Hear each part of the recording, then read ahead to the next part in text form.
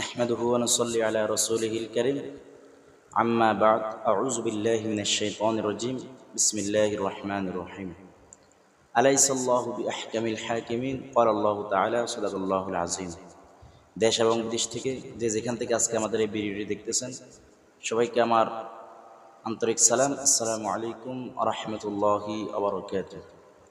সম্মানিত শ্রোতা মণ্ডলী, আজকে আমি একটি বিষয় নিয়ে আলোকপাত চেষ্টা করব।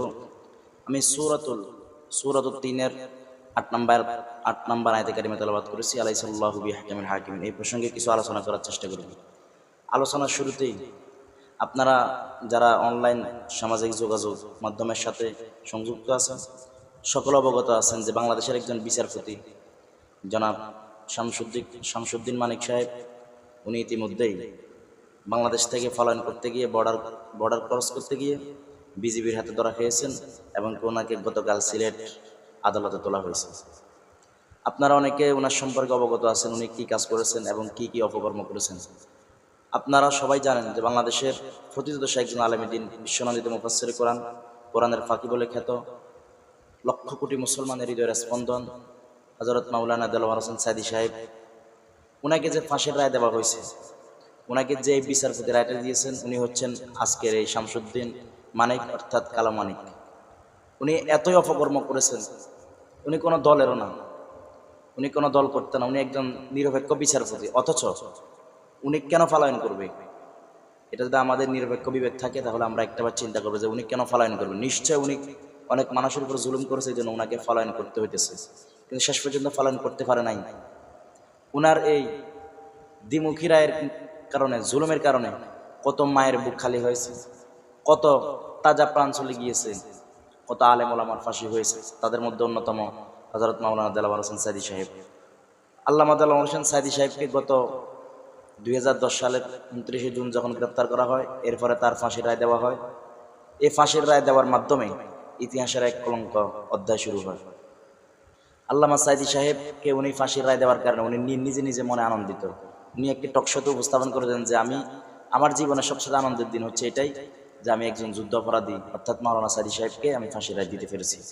অথচ আল্লামা সাঈদী সাহেবকে অপরাধী ছিলেন না ছিলেন সেটা আমি এখানে আলোকপাত করার কোনো দরকার নাই, সেটা আপনারা জানেন, আপনারা বুঝেন, এবং আপনারা যেহেতু সামাজিক যোগাযোগ মাধ্যমের সাথে অ্যাটাচ আছেন সবাই জানেন।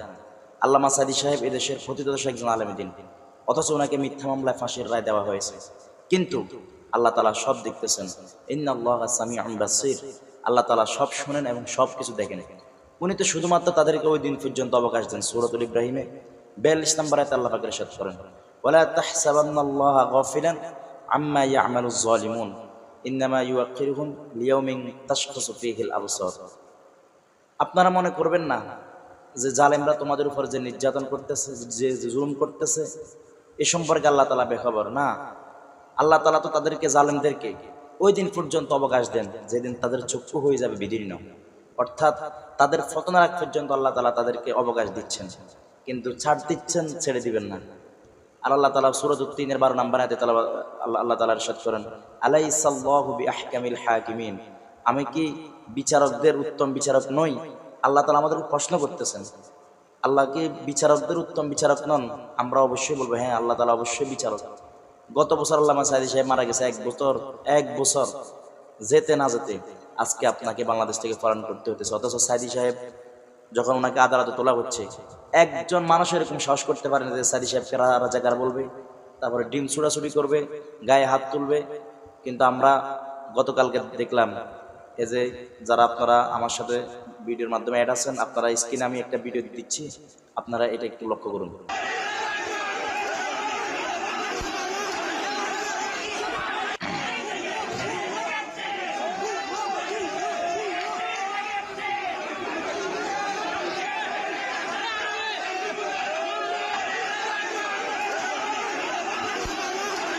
জি, আপনারা ইতিমধ্যে দেখতে পাচ্ছেন যে ওনাকে যখন কোর্টে তোলা হচ্ছে, মানুষের রাগ তার উপরে কতটা ক্ষোভ হলে তাকে এভাবে আইন শৃঙ্খলা রক্ষাকারী বাহিনী তাকে গার্ড দিয়ে নিয়ে যাচ্ছে, মাথায় হেলমেট পরানো, গায়ে বুলেট জ্যাকেট পরানো, এরপরও তাকে ডিম মারতেছে, কতটা ক্ষোভ হলে। অথচ সাঈদী সাহেব যদি রাজাকার হতেন অবশ্যই তিনি এরকম অপমানিত অপদস্থ হতেন, কিন্তু আল্লাহ তাআলা তাকে এত সম্মান দান করেছেন।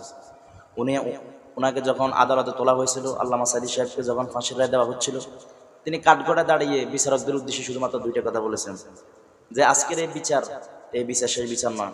আজকের এই বিচার আপনারা যদি আমার উপর কোনো জুলুম করে থাকেন, কোনো অত্যাচার করে থাকেন, যদি নির্যাতন করে থাকেন, আমার উপর অপবাদ দিয়ে থাকেন, তাহলে আজকের এই আদালতে আমি হলাম আসামি আর আপনারা হচ্ছেন সবাই বিচারক। কিন্তু এই আদালত এখানে শুধু শেষ হবে না, কিয়ামতের মাঠে এটা দ্বিতীয় পর্ব শুরু হবে। ওই কিয়ামতের মাঠে আমি হব বাদী আর আপনারা হবেন আসামি, আর স্বয়ং মহান আল্লাহ রাব্বুল আলামিন হবেন বিচারপতি। সুতরাং এত কিছু বলার পরও তাদের মনটা গলতে পারে নাই, তাদের মনটা নরম হয় না। এরপরও আল্লামা আব্দুল হোসেন সাঈদী সাহেবকে যাবজ্জীবন কারাদণ্ড দিয়েছেন। কিন্তু আল্লাহ তাআলা কিন্তু ছাড় দিচ্ছেন, ছেড়ে দেন না। আপনারা যেভাবে ফলন করবেন জাতি কল্পনাও করে নাই। নিশ্চয় আপনারা অনেক জুলুম বাঁচছিলেন, অনেক জুলুম করেছেন, অত্যাচার করেছেন, মানুষের উপর অপবাদ দিয়েছেন, অপবাদ দিয়ে তাদেরকে ফাঁসির রায় দিয়েছেন, যাবজ্জীবন কারাদণ্ড দিয়েছেন, কত মায়ের বুক খালি করেছেন আপনাদের এই অবৈধ রায়ের মাধ্যমে, অবৈধ ট্রাইব্যুনালের মাধ্যমে। সুতরাং আল্লাহ তাআলা সূরাতুল হাক্কের 28 নম্বর আয়াতে আল্লাহ তাআলা ইরশাদ করেন, মা আগনা আন্নি মালিয়া। দেখেন কোরআনটা যে পুরো জীবন্ত কোরআন, এটা স্পষ্ট প্রমাণ। মানে কোরআনের প্রতিটা বাক্য যেন তাদের সাথে মিলে যায়, জালেমদের সাথে যেন মিল হয়ে যায় একেবারে। সূরাতুল আল হাক্কের আল্লাহ তাআলা 28 নম্বর আয়াতে ইরশাদ করেন, মা আগনা আন্নি মালিয়া। তারা ওই দিন আফসোস করবে যে আজ আমার অর্থ সম্পদ কোনো কাজে আসলো না। হালাকা আন্নি সুলতানিয়া, আজ আমার প্রভাব প্রতিপত্তি, আমার ক্ষমতা, আমার দাপট, আমার অহংকার সব কিছু আমার কোনো কাজে আসলো না, সব বিনষ্ট হয়ে গেল। এর পরবর্তী 30 নম্বর আয়াতে আল্লাহ তাআলা সূরাতুল হাক্কের মাধ্যমে ইরশাদ করেন, খুযুহু ফাগুল্লু। তাদেরকে বলা হবে, তাদেরকে নির্দেশ দেওয়া হবে, ফেরেশতাদেরকে নির্দেশ দেওয়া হবে, তাদেরকে ফাঁকডাও করো, কঠিন আযাবের ভিতরে গ্রেফতার করো এবং তাদের গলায় বেড়ি পরিয়ে দাও। দেখুন আজকে আপনার গলায় বেড়ি, স্ক্রিনের মাধ্যমে আপনারা ছবিটি দেখতে পাচ্ছেন। আল্লাহ তাআলার প্রতিটা কথার সাথে, প্রতিটা আয়াতের সাথে তাদের এই জালেমদের জীবনের সাথে পুরো মিল হয়ে যায়। আল্লাহ তাআলা সূরাতুত তিনের ভিতরে ইরশাদ করেন, আলাইসাল্লাহু বিআহকামিল হাকিমিন। আমি কি উত্তম বিচারক নই? আল্লাহ তাআলা তো সব দেখেছেন, শুধুমাত্র তিনি তাদেরকে অবকাশ দিয়েছেন তারা যেন ফিরে আসে, কিন্তু তারা ফিরে আসে নাই। সূরাতুল আলে ইমরান আল্লাহ তাআলা আরো ইরশাদ করেন, ওয়া মাকারু ওয়া মাকারাল্লাহু ওয়াল্লাহু খায়রুল মাকিরিন। তারাও কৌশল করে, কিন্তু আল্লাহ তাআলা হচ্ছেন উত্তম কৌশলী। আমরা 1 বছর আগে চিন্তা করি না যে যিনি সাঈদী সাহেবকে ফাঁসিটা দিয়েছেন আজ তিনি এইভাবে ধরা খেয়ে যাবেন বর্ডার ক্রসিং করতে গিয়ে। কত অপমান, অপদস্থ, কত লাঞ্ছিত, কত ধিক্কৃত, কত অপমানিত সাঈদী সাহেব হয়েছেন। সাঈদী সাহেব যারা যাবজ্জীবন কারাদণ্ড ভোগ করে তিনি মৃত্যুবরণ করেছেন, তিনি জাতির কাছে হয়েছেন নন্দিত। আর আপনারা বিচারকের আসনে বসে আজ আপনারা জাতির কাছে ধিক্কৃত, চিরনিন্দিত হয়ে আজীবন আপনারা দেশের মানুষের মনের ভিতরে জায়গা করে নেবেন। মানুষ আপনাকে ধিক্কারের সহিত, নিন্দার সহিত স্মরণ করবে। কিন্তু যাদেরকে আপনারা ফাঁসি রায় দিয়েছেন, আল্লামা দেলাওয়ার হোসেন সাঈদী সাহেব, ওনাকে মানুষ যুগে যুগে তাকে নন্দিত হিসাবে, মুফাসসির হিসাবে, ভালো মানুষ হিসাবে মানুষ আজীবন স্মরণ করবে এবং মানুষ দোয়া করবে। তো সুতরাং আজকে আমার এই ভিডিওর মাধ্যমে বার্তা হচ্ছে যে যারা বর্তমানে জুলুম করতেছেন, যারা জালেম হয়েছেন, আপনারা মেহেরবানি করে দয়া করে আপনারা এই পথ থেকে ফিরে আসুন, তাহলে আল্লাহ তাআলার ফাঁকটাও বড় ভয়াবহ।